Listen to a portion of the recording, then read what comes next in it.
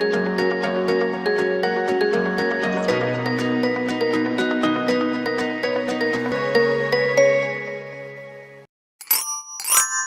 back, I'm Mick. And I'm Elma. Hey Mick, if I was to ask you who is the first leader of Taiwan, which person comes to your mind?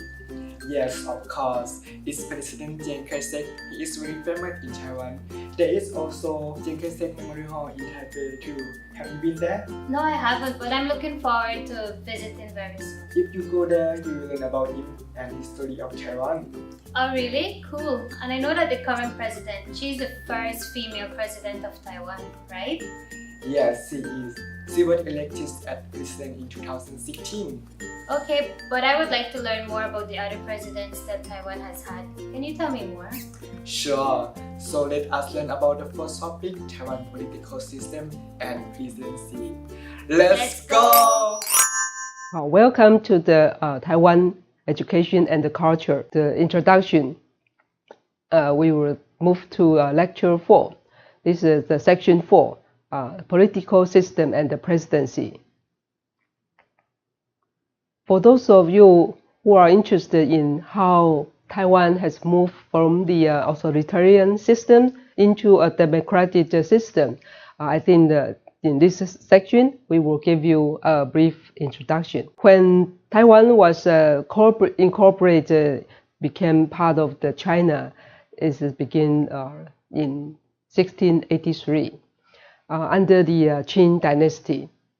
So the central government is in Peking, that is very far away from Taiwan, and there's a government system in Taiwan, but the control was weak. So the end of the Qing dynasty, Taiwan became part of the Japanese colony. So that was between 1895 and 1945. The government control was strong. I think at the time, Taiwan was the first colony of Japan. So they had done a lot of the experiment in Taiwan and bring the government control and the legal system into Taiwan. And in the later time, few Taiwanese could be as a senator to participate in the democratic system. And then after the World War II, the government of Chiang Kai-shek, they moved to Taiwan. And the main feature of this time was authoritarian, because the Chiang Kai-shek has a strong leadership. In 1945, I think that was the constitution was carried out, and then suddenly there's an event happened in mainland China. Chiang Kai-shek government has bring all the government officers. They moved to Taiwan in 1949, and after that, the election of the president of Republic of China began in 1950. Therefore, President Chiang Kai-shek was the first president of Republic of China, and then the second, the third, the fourth, and the fifth. Actually, according to the Constitution, the president can be only 2 terms at most. However, I think President Chiang changed the legal system, and then that's why he can be the fourth, the third, the fourth, and the fifth. Therefore, Chiang Kai-shek has the president during the 1950 until 1975. That was his death. Okay, after the death of the President Chiang Kai-shek, then a few years later, the son of Chiang Kai-shek, that was Jiang Jingguo, he was elected as president. And then he was the president between 1978 and to 1988. Again, the death of the Jiang Jingguo happened suddenly. Therefore, I will mention the one important event happened during the presidency of Jiang Jingguo. That was happened in 1987. In 1987, Jiang Jingguo has announced the lifting of the martial law and the deregulations and moved toward the democratic system.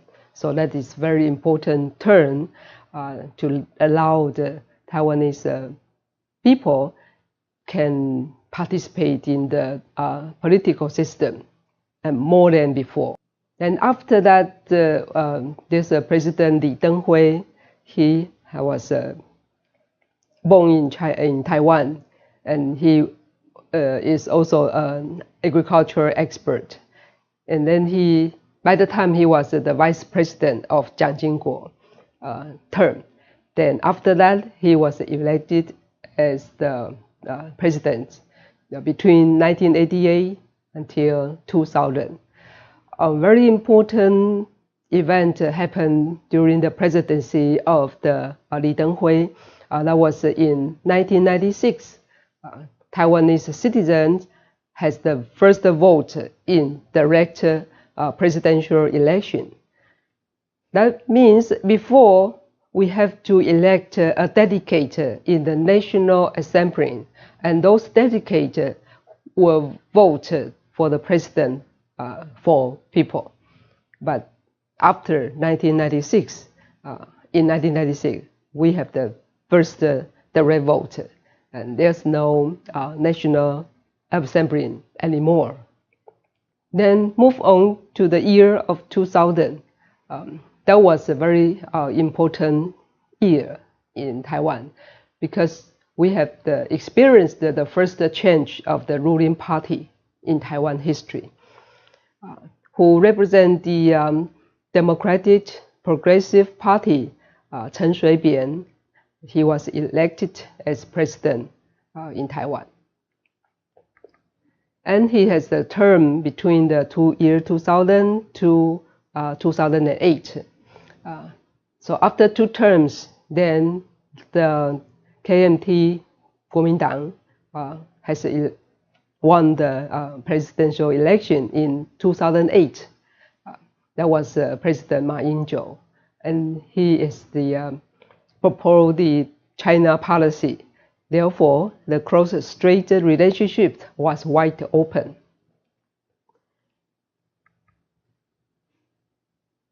After 2 terms by the Ma Ying-jeou, then Taiwan has experienced another ruling party change again. In 2016, we have elected President Tsai Ing-wen as our president.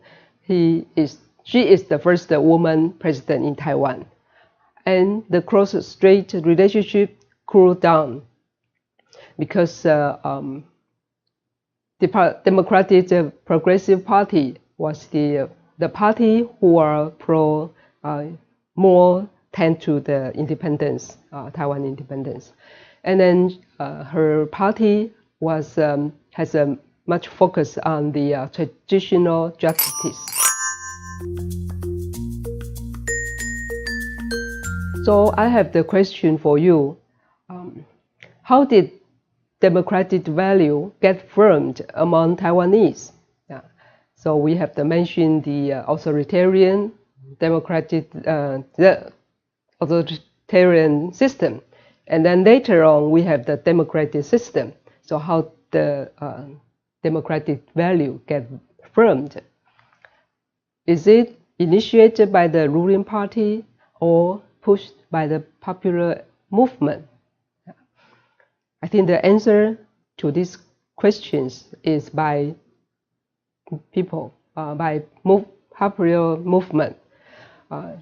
During 1980s, there are so many civic movement and demonstration on the street.